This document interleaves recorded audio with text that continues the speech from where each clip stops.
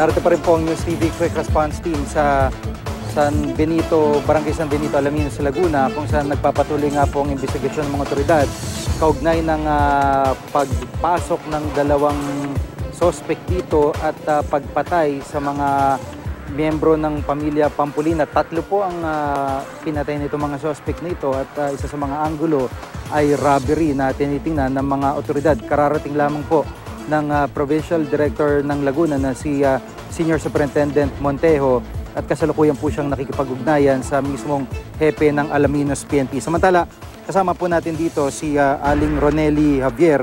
Siya po ay kamag-anak ng mga kapatid po. Opo, kamag-anak po siya ng mga biktima. Aling Ronely, magandang hapon po sa inyo. Magandang hapon po. Opo, dito sa pangyari, wala ho ba kayong nakikitang kaaway o nakaalitan po nitong pamilya? Wala po akong nakikitang kaaway o kaalitan ng pamilya. Mababait po yung mga batang yan. Wala po silang kaaway. Opo, opo. At yun nga, yung pangyari na yun, parang talagang kinagulat ng buong barangay dahil First time. magkakatabi lang kayong magkakamag-anak din dito sa area. Yung kumusta ho yung ibang mga kamag-anak nyo sa ospital? Ano po ang balita? Ang ina po ay nasa ICU. Nabaril din siya sa ulo at yung bala ay nandoon pa rin hanggang ngayon. Yun namang isang anak na si Jeanette, nakatalon pamula sa kwarto sa taas, nakatalon sa baba, at ngayon ay nabali yung kanyang paa, nakakonfine din siya sa Medical Center San Pablo City. Opo, opo. Dito sa pangyaring ito, anong tingin nyo? May kinalaman sa droga, yung binabanggit nyo kanina? Maari pong iyon sa tingin ko ay mga tao na lango sa droga.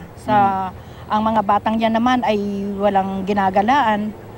Yung school, bahay, church, school, bahay, at wala mga kabarkadang kagaya ng iba na maraming barkada. Ay sa tingin ko po ang gumawa niya ay talagang langong-lango sa masamang gamot na ngayon ay yung parang mga droga nga po. Opo. Sa ngayon ho ay ano po ang inyong panawagan dito sa maaaring patulong sa kasong ito po? Ako po'y nananawagan sa mga kinauukulan na kami po ay tulungan ninyo na magkaroon ng justice ang mga pamangkin ko.